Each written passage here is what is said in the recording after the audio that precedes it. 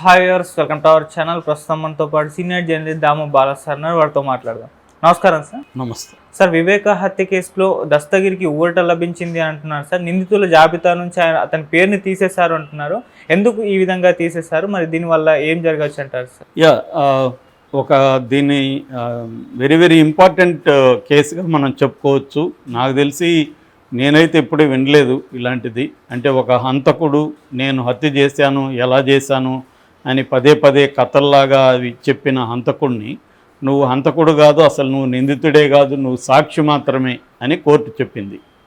ఇంతే కదా ఎసెన్స్, ఇంకేమన్నా ఉందా? సో అతనే నేను హంతకుడిని, నేను గొడ్డలతో ఎలా నరికాను, చెయ్యి ఎలా నరికాను, కాలు ఎలా నరికాను, ఇవన్నీ చెప్పాడు. సో చెప్పిన తర్వాత అతను నేను మీకు అప్రూవర్గా మారిపోతాను, మిగతా వాళ్ళు ఎవరెవరు ఏమేమి మీకు చెప్పేస్తాను అని చెప్పాడు. చెప్పిన తర్వాత ఇప్పుడు అతను హంతకుడు కాకుండా పోతాడా?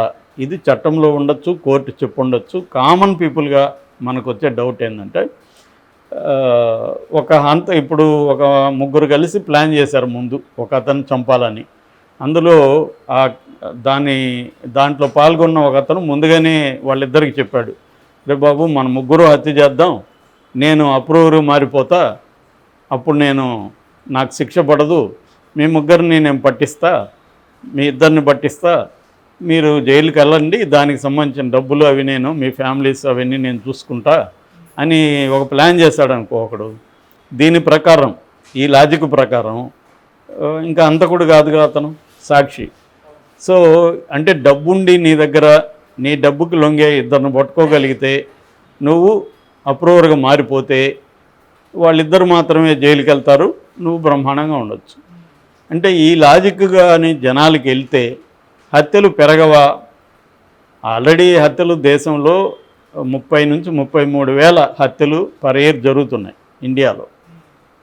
ఇందులో conviction rate very very minor. 30 మందికైనా యావజ్జీవ పడుతుందేమో అనేది డౌటే. ఇందులో ఈ 33,000 హత్యల్లో ఆల్రెడీ మన క్రిమినల్ జస్టిస్ సిస్టమ్ అనేది ఎక్కిప్పుడు కాదు, ఇలాంటి క్రైమ్ని డీల్ చేసేంత స్థాయి లేదు.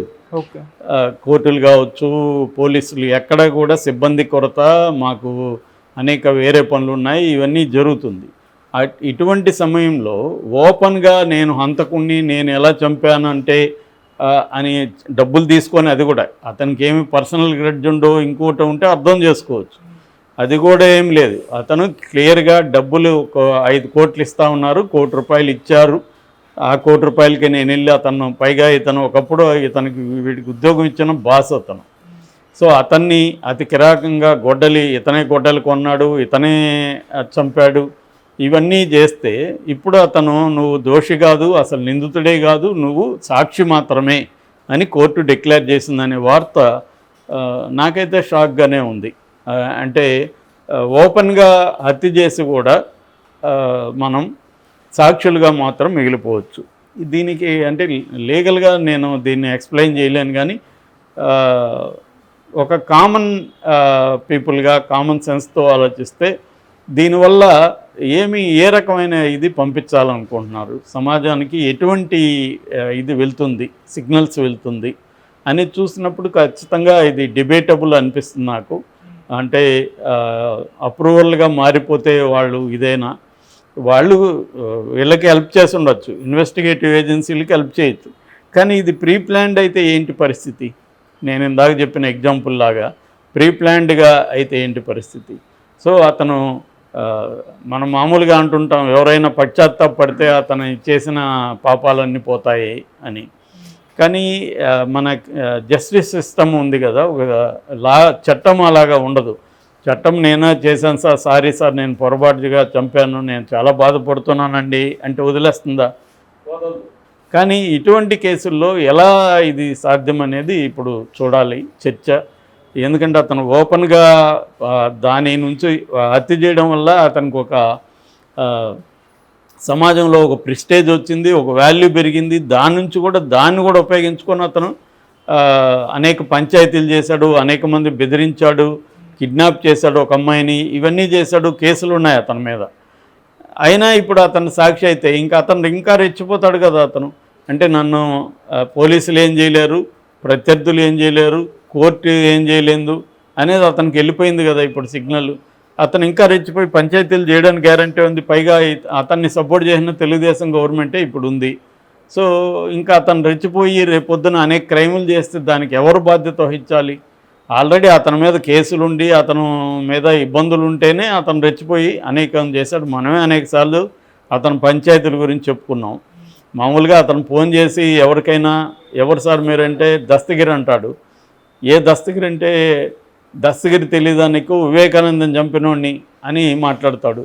అంటే ఇది అతనికి ఇప్పుడు ఒక పవర్గా మారిపోయింది. తను చేసిన హత్య తనకి పవర్. చాలామంది రౌడీలకి ఇదే జరుగుతుంది. వాళ్ళు ఒక హత్య చేయగానే వాళ్ళ పవర్ పెరిగిపోతుంది. హంతకుడు అనగానే అందరూ భయపడి అతనికి భయంతో కూడిన అదే మన త్రివిక్రమ్ డైలాగ్ లాగా భయంతో కూడిన గౌరవంతో కూడిన ఒక ప్రేమ నటిస్తుంటారు. అలాంటిది దస్తగిరి కూడా రాబోయే కాలంలో అతను ఒక పెద్ద రాజకీయ నాయకుడు అయిపోయినా కూడా ఆశ్చర్యం లేదు. ఎందుకంటే కోర్టే అతన్ని సాక్షి, నువ్వు చట్ట ఇది కాదు, నువ్వు నిందితుడు కాదని చెప్పినాక సమాజం ఇంకా అందరూ కూడా యాక్సెప్ట్ చేయొచ్చు. రేపు పొద్దున అతను తెలుగుదేశంలో చేరిన ఆశ్చర్యం లేదు. ఎందుకంటే తెలుగుదేశం అతన్ని పెంచి పోషించింది దాని పొలిటికల్ అవసరాల రీత్యా. సో ఇప్పుడు ఇంకా కోర్టు కూడా అతన్ని నువ్వు దోషి కాదని చెప్పింది.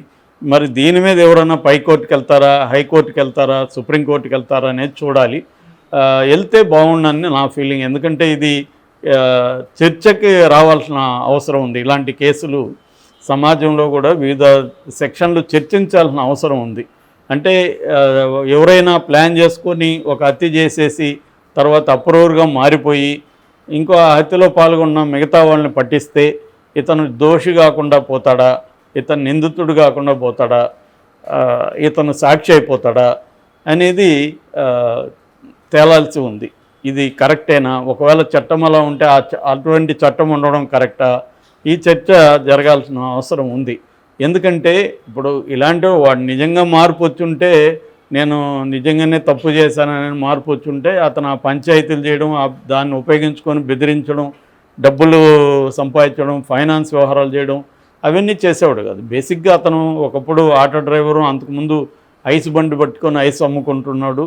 తర్వాత వివేకానంద రెడ్డి అతన్ని డ్రైవర్గా పెట్టాడు. తర్వాత అతనికి వివేకానంద రెడ్డికి ఏదో ఇబ్బందులు వచ్చి తీసేస్తాడు అతన్ని. అతనుకి ఇప్పుడు అతనికి ఏదో వివేకానంద రెడ్డి మీద గ్రడ్జ్ ఉంది కాబట్టి అతన్ని వీళ్ళు ఈ టీము అతన్ని తీసుకున్నారు. అతనికి కిరాయి డబ్బులు ఇచ్చారు. డబ్బులు ఇస్తే అతను దీనికి ఒప్పుకొని తనకి ఒకప్పుడు ఉద్యోగం ఇచ్చిన అతన్ని చంపడానికి కదిరికి వెళ్ళి గొడ్డలి కూడా అతనే కొన్నాడని అతనే చెప్పి, ఇవన్నీ నేను చెప్తున్నా కాదు, అతనే అనేకసార్లు చెప్పాడు, పబ్లిక్ డొమైన్లో ఉన్నవే. ఓకే. సో మరి ఇప్పుడు అతన్ని నువ్వు దోషి కాదురా బాబు, నువ్వు సాక్షి అని తేల్చేసింది కోర్టు. మరి ఇక్కడ తాగుతుందా, పై కోర్టులకు వెళ్తారా అనేది మనం చూడాలి. Thank you so much.